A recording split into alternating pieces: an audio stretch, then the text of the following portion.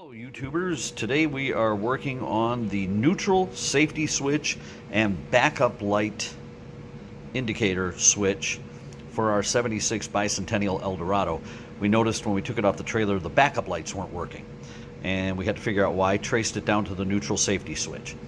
The neutral safety switch, when the car is in park, which is the position that this little lever is in now, it allows the car to start and it keeps the backup lights off. It also allows the parking brake to stay on.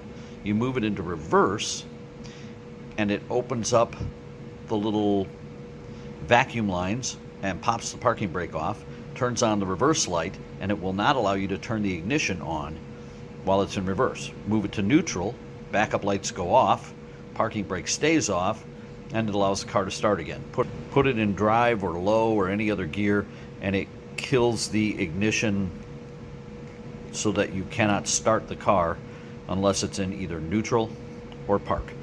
For our purposes, what made us go into this switch is the fact that the reverse lights didn't work. And we used a test meter across the two contacts and we found that there was no continuity. So you wouldn't get the little beep or turn on the reverse lights when you connected it. Quick into a nearby internet, pop in the part number, and you will find that these are no longer made new old stock, made new by General Motors or by anybody aftermarket. Checked everybody. Rock Auto, USA Auto, Original Parts Group, everything like that. Nobody's got them. There are a couple of people who do sell them that are Cadillac parts people. And I'm telling you, it just really corks me something awful. They want $500 for one of these. No, I'm sorry, for $500, I can hire a guy to stand behind my car and go, look out, every time I back up. It's just not worth it for $500. And the problem is, I know that they watch these videos because they're subscribers. I see them on the list of subscribers. Shame on you. Shame on you. You give the car hobby a bad name. That's just a terrible thing. So what I'm going to do is I'm going to show you how to take this thing apart and fix it and make it work like brand new again for nothing.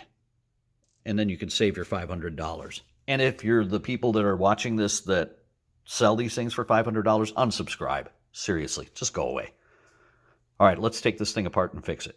Okay, because it's a little bit tough to hold the camera and do the work at the same time, I've already done the work, but what happened is we've got a rivet here, a rivet here, a rivet here, and a rivet here. Sounds like a frog, but that's the way it is.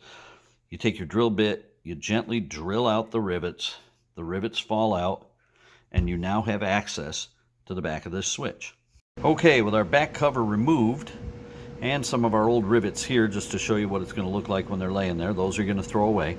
With the back cover removed, there are some vital parts to this, and I'm going to show you how it works so you know how to fix it.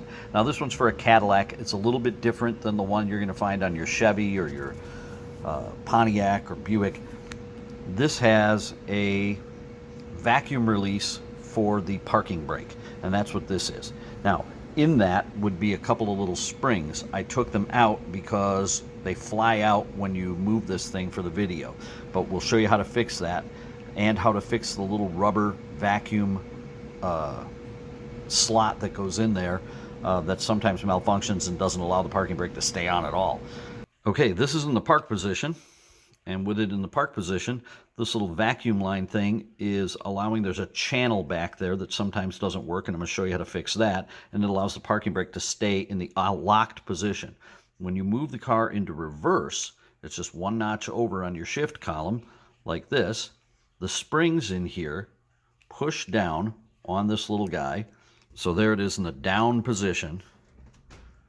Now you can see it kind of, the springs would push it down like that. And that's reverse. Then when you move it into neutral, it pushes it back up, doesn't allow it to pop out of the parking brake position again. When you put it into drive, low, or 1, it pops back down and releases the parking brake. So that's this. And I will show you more about how to fix this in just a minute. Underneath, what makes everything work is there are two sets of contactors. This one is for the reverse lights. When this is in contact with this in the reverse position, the reverse lights come on. All it is it's simply a light switch. Power goes in one side, comes out the other side, parking lights light up. Over here anywhere else, it causes the ignition switch to stop working. So you can't start the car when it's in drive or when it is in reverse. You can only start it when it's in neutral or when it's in park, hence the term neutral safety switch. Now, what goes wrong with these things? Okay, these get a little bit corroded on older cars. This is not a terribly used car. It's just time worn is all. But these can get a little worn out, and your first instinct is to put contact cleaner on there. Don't do that. It just doesn't help. All it does is gunk it up and make it all oily. So what you want to do is you want to take these, use a little steel wool, sand them down and get them nice and shiny again, and then we'll put a little lithium white grease in there. That'll be the end of this. This part will be done. On the back side of this, there is a part. On the back side of this piece that we took out of here, we'll flip it over, there is another contactor, and all this does is connect these two contacts. So power in, power out. The problem with this, in this particular switch and most of them, is through time, whatever grease they put in it at the factory has corroded, and it's just stuck in the down position and it doesn't come out anymore. So what do we need to do? There's a spring behind there, so we need to take a little pick like this, pop it in there, and lift this guy out. And once that comes out, you'll see this little spring. Oh gosh, don't lose this because they're really hard to find and you're going to be in trouble. You can actually see some of the grease that was on there, and it hardened and it caused this thing to stick. So what you want to do is you want to clean very well the sides of this, all four sides of it, inside and out, and make sure that it's nice and clean. Don't use any kind of real abrasives like a sandpaper or anything like that. Just a little bit of light steel wool, clean it up real nice, and make sure that it's all in good shape. Then take this spring and stretch it just a little bit. Not a lot, not 5 inches, just a little bit to give it that little bit of puff that it needs to get it out of there so that it can go back in and operate the way it's supposed to, which is sticking up and thumping down when it goes across those contacts. Then that lithium white grease that's over here is going to make those contacts work really well. I'll show you how to put the vacuum system back together in just a second. Okay, so what we're looking at now is this parking brake release, which again, not all cars are going to have this. The Cadillacs do, maybe some of the high-end Buicks do, but not all of them have this. So if yours doesn't have it, just ignore this. But if yours does, this is kind of an important thing. This is a little rubber piece, and what this does is those two vacuum tubes come in one side, go out the other. They allow vacuum to go through this little channel that's in here, this little channel that you see right here. So the vacuum is always on. When you shift out of reverse, it pushes this little unit down like such. It sits in here like this, and ordinarily the two little vacuum ports that are on the back of the neutral safety switch line up with this channel. It allows the vacuum to flow through. When the neutral safety switch goes up and it wants the parking brake to stay on, it blocks that so that that can't get vacuum through it, and it stops it from getting full vacuum. The other side, which is why it's important to mark which side came off of which, allows the vacuum to release so the parking brake comes off. Now, what happens with this occasionally is, and it happened on this one, I've already started to fix it, and I'm going to show you how to fix it. This little channel collapses, and it just sort of falls down, and vacuum doesn't get through no matter what you do. So that's sort of a problem. Here's a fix for that. Break off a little piece of toothpick. Take your little piece of toothpick, put it right in there. It'll snap right into place. Okay? Then what I like to do, so it doesn't blow away while you're doing this next step, is I take it and I put it in a set of vice grips that I've already adjusted. The vice grips hold it in place, and then you take your heat gun and you heat it up.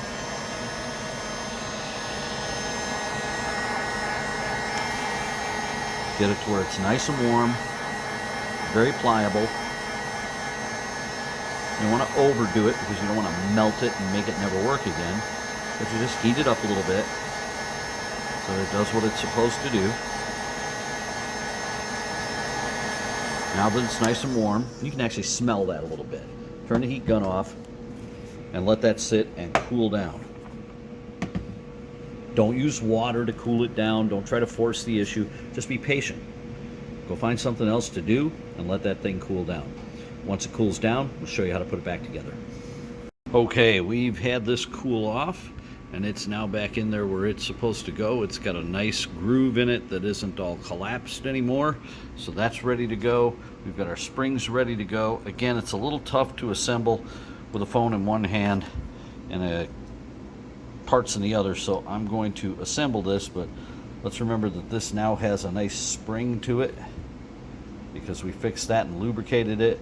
So we're going to put that in upside down. We're actually going to do it the other way. We're going to do it like this so that it doesn't spring out. And I'll show you what it's like when it's all back together. We'll test it and make sure that it works. Okay, we've thrown a couple of rivets in here. It takes 4. We've just put in 2 for the purpose of testing. I put a couple of these little connectors on here. They don't go on there and they won't stay on there. It's just to make it easier to put the testing leads in there. So here it is in park.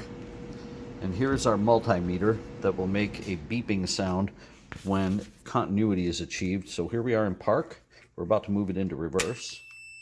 Oh, check that out. Reverse lights. Here we are out of reverse into drive, and we are awesome. This is the neutral safety switch. And basically what it does is when the car is in park and neutral, it allows the ignition to start. When the car is in reverse, it also activates the backup lights. And the way we found out that this is not working is by using a test light, one of these test lights, and we hooked it up to a neutral source and we ran a test between these 2 leads, and we found power on one lead and no power on the other. When we put it in reverse, we found no power. So that was a pretty good indication that the neutral switch and the reverse light switch was bad. We removed it by simply taking this nut off of here. The strap falls out, the switch comes out. You take the couple of wiring harnesses and the vacuum line off of it, and then you test the light again by using just a simple jumper where you put one end in one side of the socket and one end in the other on that reverse circuit. And if the backup lights come on, then you know the neutral safety switch is bad. And that's what we found. With our neutral safety switch back in place, we placed the car in reverse. And what do you know? The backup lights work. We did this whole thing for about 20 cents worth of rivets and 5 cents worth of lithium white grease. $500 for a neutral safety switch. Give me a break. Actually, give me $499.75 because that's how much you saved watching this video. We're the West of the Lake Cadillac and LaSalle Club. Please like this video and hit the subscribe button for more helpful car tips.